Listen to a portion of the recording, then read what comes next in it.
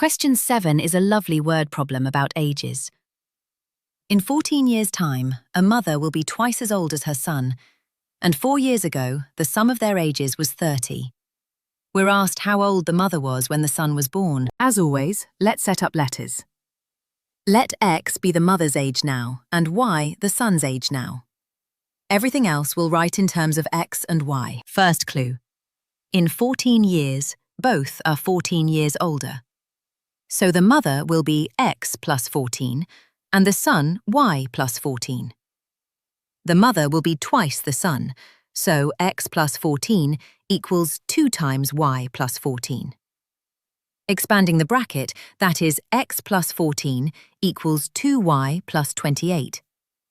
Tidying up, X minus 2Y equals 14. Call this equation 1. Second clue. 4 years ago, each was 4 years younger, so their ages were X minus 4 and Y minus 4. Their sum was 30, so X minus 4 plus Y minus 4 equals 30. That simplifies to X plus Y equals 38. Equation 2. Now we solve the two equations together. Subtract equation 1 from equation 2. The x's cancel. Taking away minus 2y is the same as adding 2y, so y plus 2y is 3y, and 38 minus 14 is 24. So 3y equals 24, which gives y equals 8. Then x is 38 minus 8, which is 30.